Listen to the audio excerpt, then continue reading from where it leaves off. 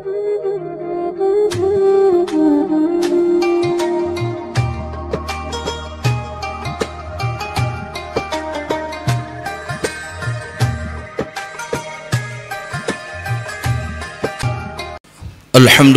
Rabbil Alamin, wassalatu wassalamu ala Sayyidina Muhammadin wa ala alihi wa ashabihi ajma'in. Asyhadu an la ilaha illallah wahdahu la syarika lah, wa asyhadu anna Muhammadan abduhu wa rasuluhu la nabiyya ba'dah. Allahumma salli wa sallim ala Sayyidina Muhammad wa ala alihi wa ashabihi wa man tabi'ah. Amma ba'du fa ya ibadallah, usikum wa iyaya bitaqwallah, faqad fazal muttaqun. Qala Allah ta'ala fil Qur'anil Karim, a'udzu billahi minasy syaithanir rajim. Ya ayyuhalladzina amanu taqullaha haqqa tuqatih wa la tamutunna illa wa antum muslimun. Wa fi ayatil ukhra, ya ayyuhalladzina amanu taqullaha wa qulu qawlan sadida yuslih lakum a'malakum wa yaghfir lakum dzunubakum wa may yuti'illaha wa rasulahu faqad faza fawzan 'azima. Shadaqallahul 'azim. Dengan mengucapkan alhamdulillahi rabbil alamin, seraya kita memanjatkan puji dan syukur kita kehadirat Allah Subhanahu wa taala. Seiring dengan itu, kita menyampaikan selawat dan salam kita kepada junjungan alam Nabi besar Muhammad sallallahu alaihi wasallam, kepada keluarga dan sahabat beliau sekalian, dengan ucapan Allahumma salli ala Sayyidina Muhammad wa ala alihi wa ashabihi ajma'in. Hadirin sidang jamaah Jumat rahimakumullah. Dalam sebuah hadis yang diriwayatkan oleh Ahmad dan An-Nasai, Anas bin Malik bercerita bahwa Rasulullah Muhammad sallallahu alaihi wasallam bersabda, sebentar lagi akan datang seorang penghuni surga.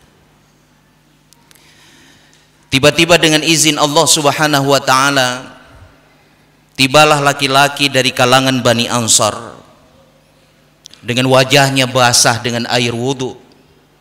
Di sebelah tangan kanannya terikat sepasang terompah. Kemudian laki-laki itu menunaikan salat sunat 2 rakaat.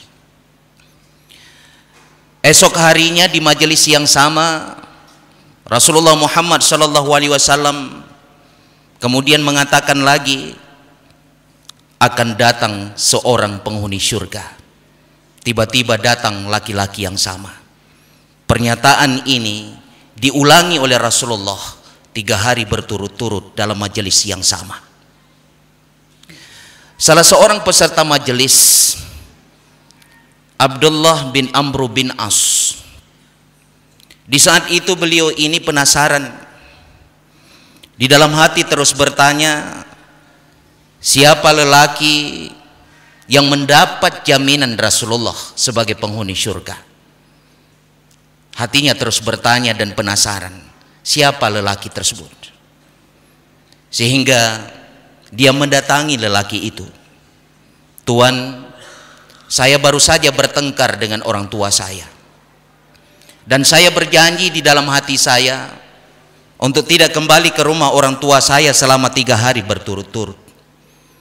Tolong Tuan beri tumpangan rumah di rumah Tuan selama hari-hari tersebut. Lelaki itu mengatakan, ahlan wa sahlan, silakan saja.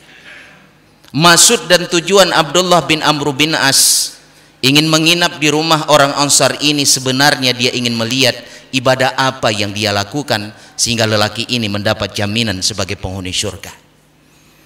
Selama 3 hari 3 malam, Abdullah bin Amr bin As tidak melihat ibadah yang istimewa yang dia lakukan. Tidak ada ibadah khusus yang dia lakukan. Sampai-sampai Abdullah bin Amr bin As meremehkan orang Ansar ini. Pada hari yang keempat, hadirin yang berbahagia, dia mendatangi lelaki ini. Kemudian Abdullah mengatakan, Wahai hamba Allah, aku sebenarnya tidak pernah bertengkar dengan orang tua saya. Dan saya adalah orang yang sangat mencintai orang tua saya. Dan saya tidak pernah menyakiti diri mereka, baik dengan ucapan maupun dengan perbuatan saya. Tapi maksud dan tujuan saya datang ke rumah Tuhan, saya menginap 3 hari 3 malam di rumah Tuhan, hanya satu maksud dan tujuan.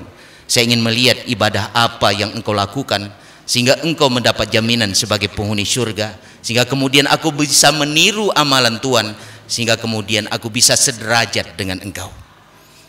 Kemudian orang Ansar ini mengatakan, demi Allah ya Abdullah, tidak ada amalan yang istimewa yang saya lakukan. Ibadah yang saya lakukan tidak lebih daripada apa yang engkau lihat selama engkau menginap di rumah saya 3 hari 3 malam. Demi Allah, tidak ada yang khusus yang saya lakukan. Ketika Abdullah bin Amr bin As ingin berpaling, orang Ansar ini kemudian memanggil, ta'al ya Abdullah, demi Allah, tidak ada ibadah yang paling istimewa yang saya lakukan. Tidak ada ibadah yang khusus yang saya amalkan. Namun ada satu yang tidak pernah aku tinggalkan, wahai Abdullah. Sampai dengan saat ini, aku tidak memiliki sedikit pun rasa buruk sangka kepada saudara kaum muslimin yang lain. Aku tidak memiliki rasa iri dan dengki kepada saudara kaum muslimin yang lain. Aku tidak pernah membenci mereka. Dan aku adalah orang yang sangat mencintai mereka. Spontan Abdullah bin Amr bin As mengatakan, inilah yang membuat engkau begitu istimewa di sisi Allah dan Rasulnya. Perasaan cinta, perasaan tidak adanya kedengkian di dalam hati Anda yang membuat Anda begitu terhormat di sisi Allah dan Rasulnya. Siang itu semua tidak mampu kami lakukan. Menyimpan rasa kasih sayang di dalam hati, menghilangkan kedengkian, kelihatannya begitu mudah, kata Abdullah bin Amr bin As. Namun sulit dan sukar kita lakukan di dalam kehidupan. Begitu mudah kita bangun di tengah malam kita berzikir. Begitu mudah kita bangun di tengah malam kita ruku dan sujud di hadapan Allah. Dan begitu sulit hati kita menghilangkan kedengkian kepada saudara kaum muslimin. Berapa banyak di antara kita yang luar biasa ruku sujud di tengah malam, tapi hati kita diperbudak oleh ketamakan, hati kita diperbudak oleh kedengkian, dendam kesumat kepada saudara kaum muslimin yang lain. Hadirin jamaah Jumat rahimakumullah. Al-Kandahlawi meriwayatkan ada seorang sahabat dari kalangan Ansar bernama Abu Dujana. Di saat itu sahabat Abu Dujana ini jatuh sakit. Dan menjadi hak serta kewajiban kita sebagai kaum muslimin, salah satunya adalah menziarahi sahabat yang sakit. Para sahabat datang mengunjungi Abu Dujana. Dan alangkah ta'ajubnya mereka di saat wajah Abu Dujana yang pucat pasi akibat sakit, namun terpancar nur keislaman yang berseri-seri. Dalam kondisi ta'ajub tersebut, para sahabat bertanya kepada Abu Dujana, wahai Abu Dujana, apa rahasia engkau? Di saat engkau sakit, wajah engkau pucat pasi, namun di wajah engkau itu terpancar nur Rabbani, cahaya keislaman yang berseri-seri. Apa rahasiamu, wahai Abu Dujana? Abu Dujana lantas kemudian menjawab, yang pertama, sampai dengan detik ini, aku tidak pernah berkata-kata sesuatu yang tidak bermanfaat. Dan yang kedua, aku selalu berhadapan dengan saudara kaum muslimin dengan hati yang bersih. Hati yang bersih disebutkan di dalam Al-Quran, hadirin yang berbahagia, dengan sebuah kalimat indah, biqalbin salim. Al-Quranul Karim menyebut qalbin salim ini ketika Allah Subhanahu wa ta'ala mengatakan bahwa pada hari kiamat nanti tidak akan bermanfaat harta kekayaan kita. Pada hari kiamat nanti tidak akan bermanfaat anak dan keturunan kita. Tidak ada yang selamat melalui harta kekayaan, tidak ada yang selamat melalui anak dan keturunan, kecuali kita bertemu dan berhadapan dengan Allah dengan hati yang senantiasa sejahtera. Yauma la yanfa'u malu wala banun illa man atallaha biqalbin salim wa uzlifatil jannatu lil muttaqin wa burzatil jahimu lil ghawin. Pada hari itu tidak akan bermanfaat harta kekayaan anak keturunan kecuali kita bertemu dengan Allah dengan hati yang bersih. Allah menyediakan surga bagi orang-orang yang bertakwa, dan Allah pula memperlihatkan sejelas-jelasnya neraka bagi orang-orang yang sesat. Hadirin sidang jamaah Jumat rahimakumullah, dua kisah itu menggambarkan kepada kita betapa mulia orang-orang yang mampu mengawal hatinya secara baik. Betapa mulia dan terhormatnya di sisi Allah dan Rasulnya orang-orang yang mampu menjaga hatinya secara baik dan benar. Hadirin yang dirahmati Allah, kita melihat dalam sejarah Islam, ketika Rasulullah Muhammad SAW baik berada di kota Mekah selama 13 tahun hingga hijrah ke kota Madinah selama 10 tahun, 23 tahun ketika beliau mengemban risalah Islam, menyampaikan dakwah Islam ini, yang beliau tanamkan pertama sekali bagaimana mempersatukan kaum muslimin, bagaimana memperlakukan kaum muslimin sebagaimana dia memperlakukan dirinya sendiri, bagaimana dia berbuat baik kepada kaum muslimin yang lain sebagaimana dia berbuat baik kepada diri dia sendiri. Itu yang diajarkan, dan itu menjadi pondasi ketika Rasulullah mengemban tugas dakwah Islam dalam sejarah, dan ini menjadi fakta. 100 tahun setelah masa perkembangan Islam menembus dinding Jazirah Arabia, memasuki kota Bizantium, memasuki kota Persia, hampir kemudian 2/3 belahan bumi ini menjadi mercusuar di bidang ilmu dan peradaban. Kenapa ini terjadi? Kegemilangan Islam yang luar biasa tempo dulu, karena ukhuwah Islamiyah, persatuan dan kesatuan yang dilandaskan dengan rasa cinta dan kasih sayang, bagaimana kaum muslimin memperlakukan secara baik umat Islam yang lain sebagaimana dia memperlakukan diri dia sendiri. Itu yang ditanamkan.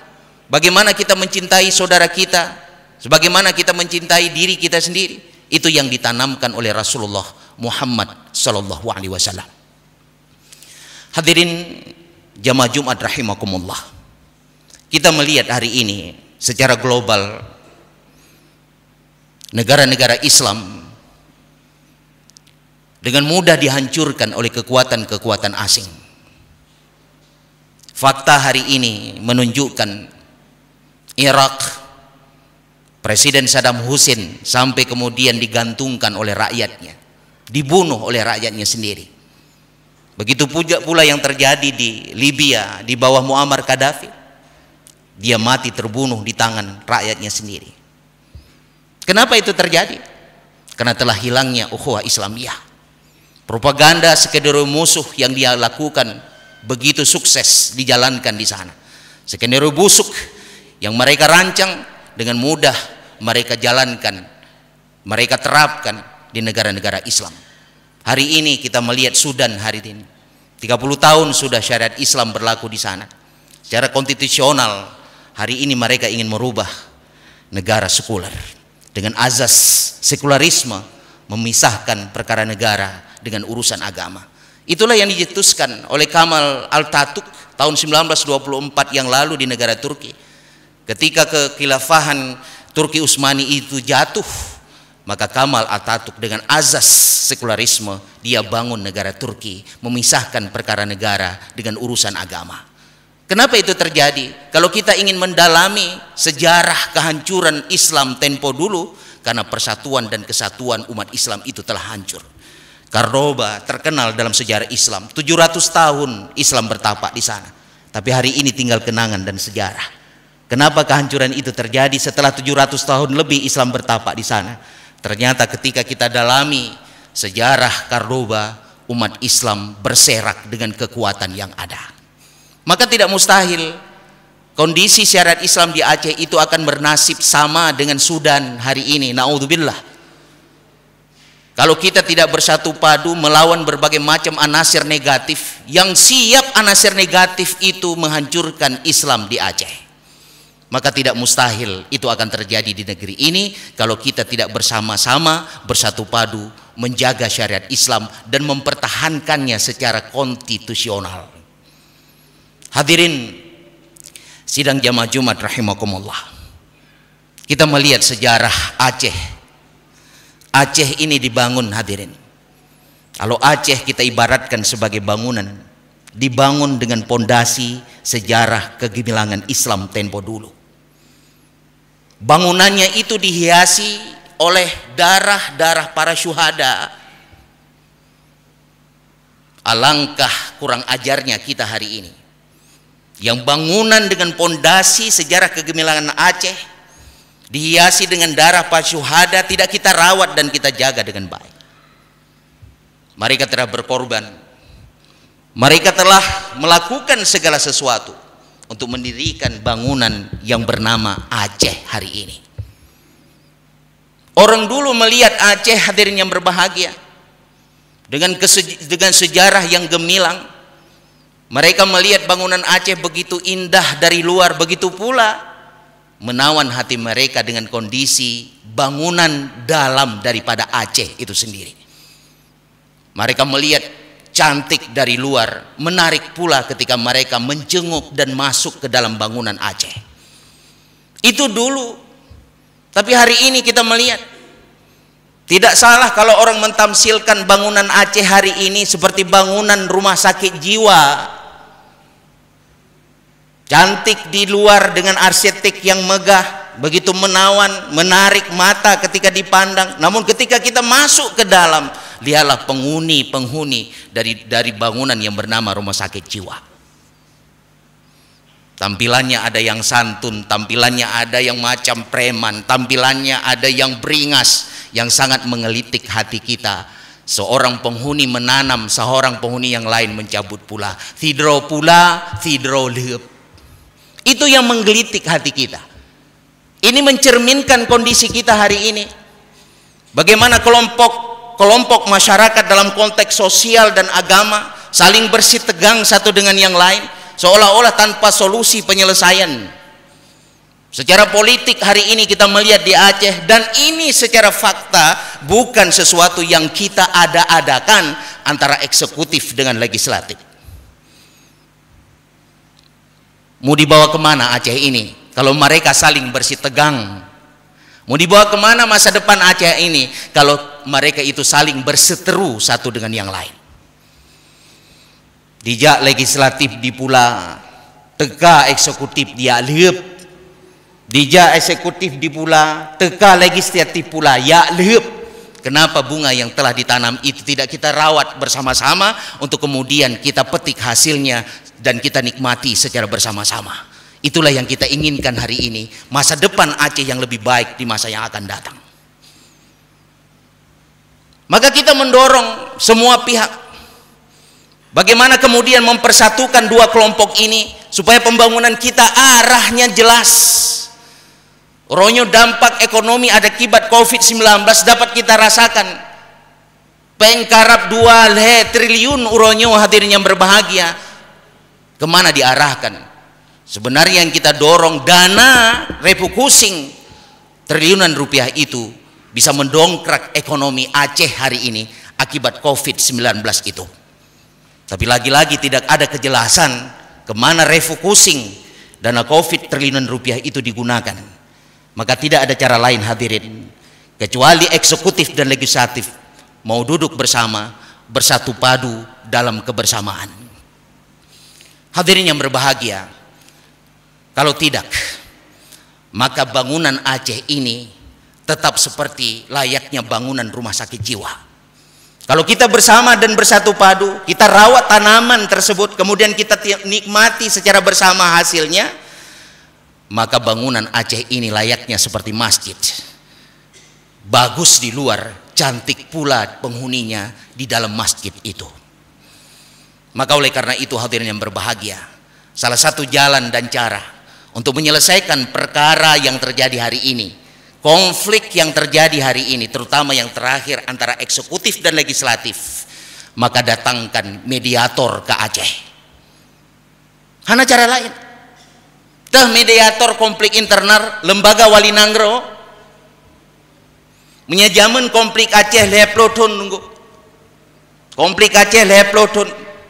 diklaim sebagai konflik vertikal antara Gerakan Aceh Merdeka dan pemerintah Republik Indonesia 30 tahun, diselesaikan tahun 2005 oleh sebuah lembaga internasional, CMI, Krisis Manajemen Inisiatif, di bawah mantan Presiden Finlandia Martti Ahtisaari. Selesai 2005, terjadi rekonsiliasi, damai, kemudian kita bisa menikmati kebersamaan dan kedamaian itu sampai dengan saat ini.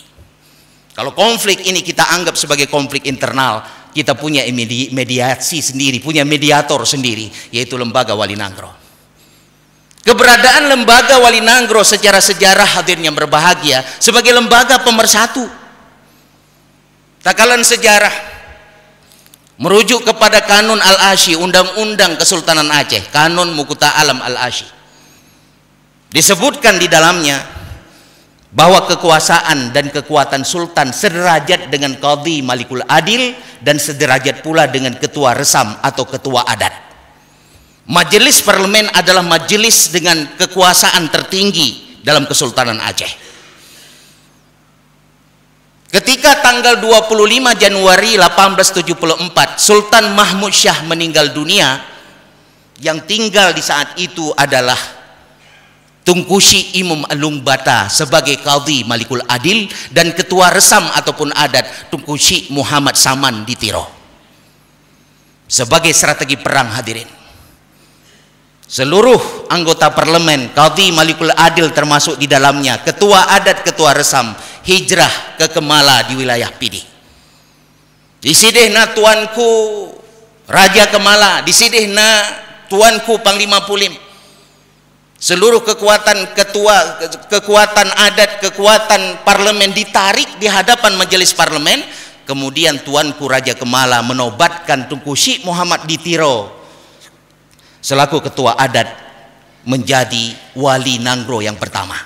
Kenapa beliau ditunjuk sebagai Wali Nanggro yang pertama? Sebagai strategi perang. Perang sedang berkecamuk di saat itu. Kekuatan Islam, kekuatan kelompok pejuang di jalan Allah itu sudah bercerai-berai. Maka tampillah Wali Nanggro mempererat kembali hubungan itu, yang terpecahkan kekuatan-kekuatan kemudian dipersatukan kembali oleh Wali Nanggro. Sejarah-sejarah keberadaan Wali Nanggro itu adalah sebagai lembaga pemersatu. Kemudian diteruskan oleh Tunku Sy di Tiro itu, Wali Nanggro yang kedua, ketiga, sampai dengan Wali Nanggro yang ketujuh, yaitu Tunku Muat di saat itu. Beliau syahid 3 Desember 1911. Itulah yang menjadi cikal bakal 4 Desember 1976. Setelah 65 tahun vakum, diangkatlah Tunku Hasan Tiro sebagai Wali Nanggro yang ke-8. Diteruskan Wali Nanggro yang ke-9, Tunku Mahmud Al-Haidar. Tunku Malik Mahmud Al-Haidar. Apa yang menjadi landasan yuridis formal daripada keberadaan lembaga Wali Nanggro? Secara sejarah kita sudah tinjau tadi, Kanun nomor 9 tahun 2013 tentang lembaga Wali Nanggro. Kanun 9 2013 itu tentang perubahan atas Kanun 8 2012 tentang lembaga Wali Nanggro. Prinsip dan tujuan kemunculan lembaga Wali Nanggro itu sebagai lembaga pemersatu, pengagung dinul Islam di Aceh. Maka kita mendorong, hadirin yang berbahagia, Wali Nanggro itu harus berperan sebagai wise man untuk menyelesaikan perseteruan yang terjadi, baik yang dalam konteks sosial maupun dalam konteks sosial agama dan politik. Wali Nanggro harus berperan secara optimal sebagai orang bijak, sebagai wise man untuk menyelesaikan perkara Aceh hari ini. Kalau tidak, cita-cita bersama kita mungkin tidak akan tercapai, yaitu mewujudkan Aceh Nanggro yang hana fangfo, yang hana ruyang rayo, yang hana deedro, dan yang hana sakit aso. Hadirin jamaah Jumat rahimakumullah, terakhir saya ingin menyampaikan, ketika Rasulullah Muhammad SAW menjelaskan sebuah ayat yang terdapat dalam penggalan surah Al-Baqarah ayat 251. Walaula daf'ullahi nasa ba'duhum bi ba'd la fasadatil ard walakinallaha dzu fadlin 'alal 'alamin. Sekiranya Allah tidak menolak sebagian manusia dengan manusia yang lain, sungguh rusak bumi ini. Akan tetapi Allah terus menerus mencurahkan karunia-Nya di seluruh persada alam. Rasulullah kemudian bersabda, hadis yang diriwayatkan oleh Ahmad dan At-Tabrani, Rasulullah mengatakan, Ada setiap masa, kata Rasulullah. Di dalamnya itu ada orang-orang yang dekat dengan Allah. Istilah Rasulullah dengan kata abdal. Ketika Allah mematikan salah seorang mereka, kemudian Allah menghidupkan yang lain, dan mereka selalu ada di tengah-tengah masyarakat. Kemudian Rasulullah menjelaskan lagi, dengan kehadiran mereka Allah menghidupkan dan mematikan. Dengan kehadiran mereka Allah menurunkan hujan sebagai rahmat. Dengan kehadiran mereka Allah menumbuhkan tanam-tanaman di muka bumi. Ibnu Mas'ud kemudian bertanya kepada Rasulullah, "Ya Rasulullah, apa maksudmu dengan kehadiran mereka Allah mematikan dan menghidupkan dan mematikan?" Rasulullah kemudian mengatakan, dengan kehadiran mereka Allah menghidupkan dan mematikan maksudnya ketika mereka berdoa kepada Allah agar seseorang dipanjangkan usianya, Allah akan memanjangkan umur mereka. Ketika mereka berdoa untuk kehancuran orang-orang yang zalim, maka Allah Subhanahu wa taala akan menghancurkan mereka. Kehormatan, kemuliaan yang mereka miliki ternyata, kata Rasulullah, bukan karena mereka banyak sholatnya, bukan karena mereka banyak puasanya, bukan karena mereka mondar-mandir ke Masjidil Haram untuk menunaikan ibadah haji, tapi kehormatan yang mereka miliki, kemuliaan yang mereka miliki di sisi Allah Subhanahu wa taala karena mereka memiliki dua sifat utama: kepedulian dengan kedermawanan mereka, dan yang kedua cinta yang tulus, yang ikhlas kepada saudara kaum muslimin.